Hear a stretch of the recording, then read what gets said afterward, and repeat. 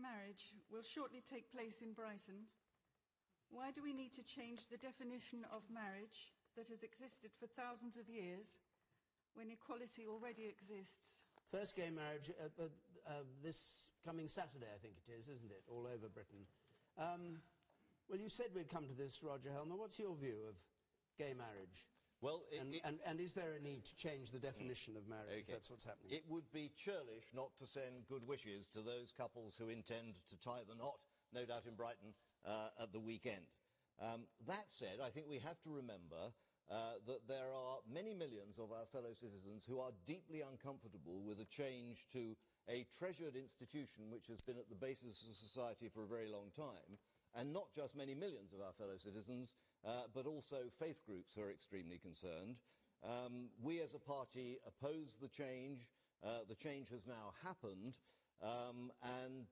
Our concern now is the combination of same-sex marriage and the European Convention on Human Rights, because the government has given certain assurances that faith groups will not be obliged to conduct ceremonies which are against their conscience.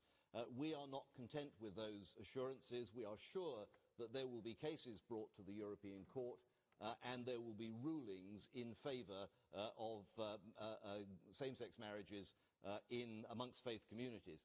And yes, anti-discrimination is a fine thing, but freedom of conscience is also a fine thing, and those two principles seem to me to be in conflict in this case. Okay. Mick Hucknall.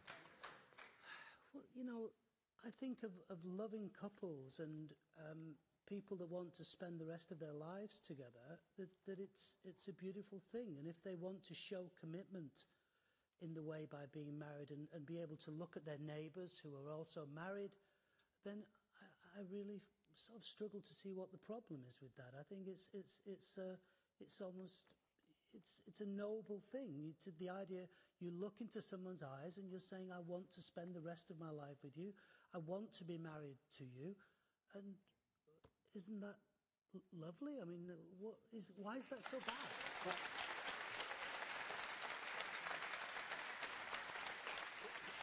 can we hear from Marilyn Balmer, who asked the question? What do you think of what Mick's just said?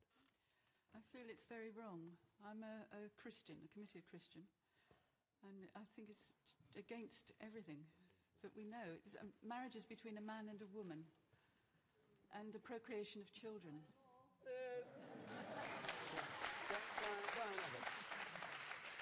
Do you have sympathy with her view?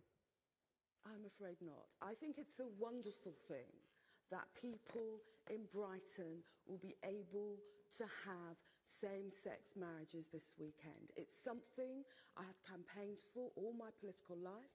I campaigned for it when people sneered and jeered and said it was an extremist position, and I've lived to see the notion that, you know, who you love you can marry become mainstream. Even a Tory Prime Minister was supporting it. So I think it's a wonderful thing that's going to happen. This stuff about, you know, the government doesn't own marriage. Actually, marriage is a legal concept. No one is saying the churches have to recognise same-sex marriage. No one is saying that. UKIP are trying to scare people, but no one is saying that. But it's a legal concept, and the government of this country is entitled to say that people can have same-sex marriages. Why should you love somebody all your life and then not be able to have it honoured by the name of marriage? You talk about your conscience. What about people's lives? What about the people they love? What about their relationships? I think it's one of the few things that David Cameron pushed for that I would support him on. Campaigned for it for years. I think it's a great thing. Okay.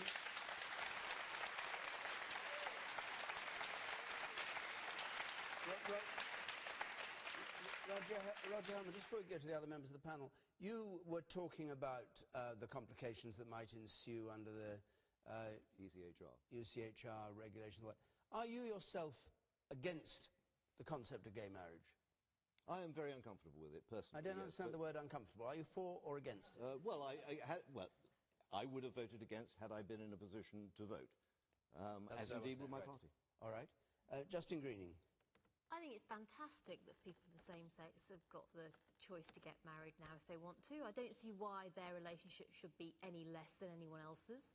And I think if people want to make a commitment to one another, I think that's a fantastic, amazing thing, and they should be allowed to get on and do it. And I never thought I'd say this, but I totally agree with Diane Abbott. And why did we have to go through the whole rigmarole of civil partnership, then, if you believe in marriage? Why didn't we go straight to marriage? Why did we start with civil partnership? I suppose when we look back over it, it will have been seen as an important step on the way to really getting true equality. But I think that we did the right thing putting the bill to Parliament. Parliament voted for it, and I'm really delighted that over the course of the next few days, the first same-sex marriages are going to be taking place. Okay. I think it's fantastic. I've been invited one myself. Simon, I'll come to you in a moment, but let's just have one of the other members of the audience. Person there on the left. Yes, you, sir. I came out 30 years ago, and I am so proud to be a British person who is able to celebrate equal marriage, because I think it's a wonderful achievement, and I'm proud to be British. I think it's amazing. It's well overdue, but I'm very proud. Okay. And yes, you on the right there. Love. Oh, which one? Either of you. No, you on the right, and then I come to you. Love has no gender, colour or creed.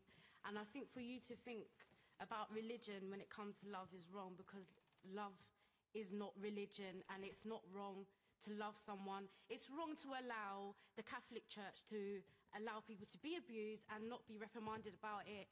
That is wrong. To love someone, that is not wrong. There are people that are murdered because they are gay across the world, and I think we should embrace the love and be happy that people can embrace each other and be free to do so. Okay. Simon.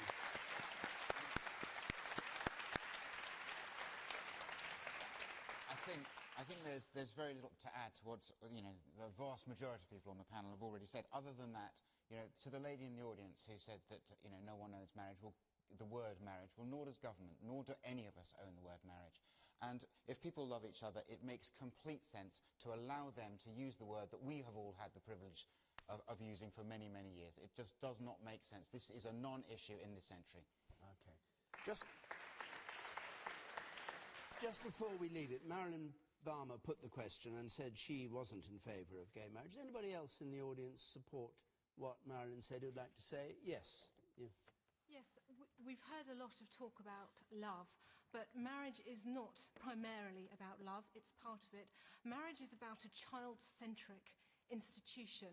And what do you say when we have had the Coalition for Marriage have garnered over 660,000 signatures of people saying, we are really uncomfortable with this, we don't want this to come in, and the government has completely ignored a huge swathe of the population. Marriage is about children. That is the main purpose. Why do people want the state? You know, if two people want to get together and we've got civil partnerships, why do you need the state to mandate your relationship?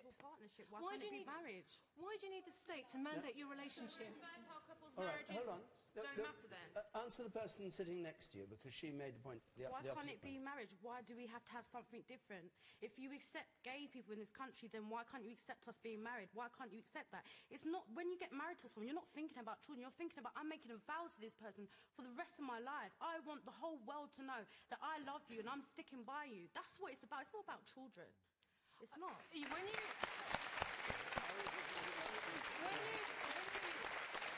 you look, and I think Roger Helmer is quite right here, actually.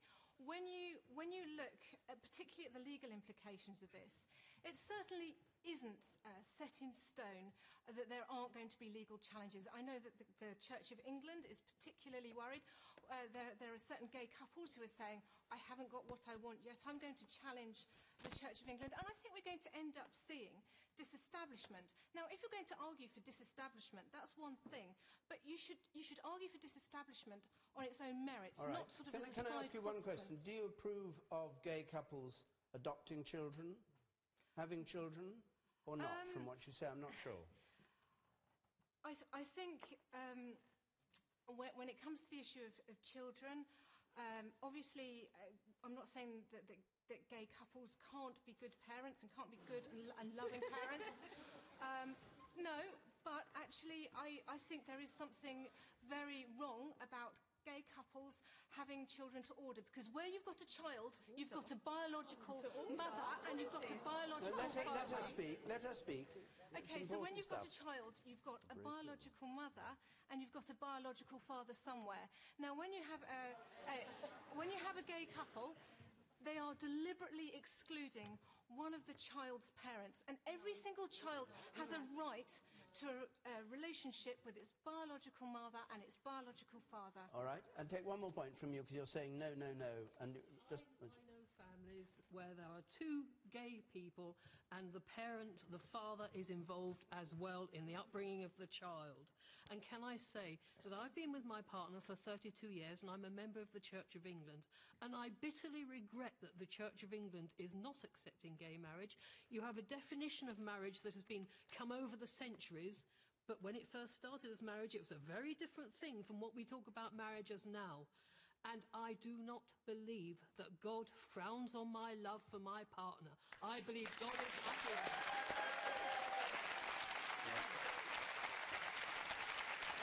Okay. We've got time for one more question, I think. Bruce Byrne, please. With the general election just over a year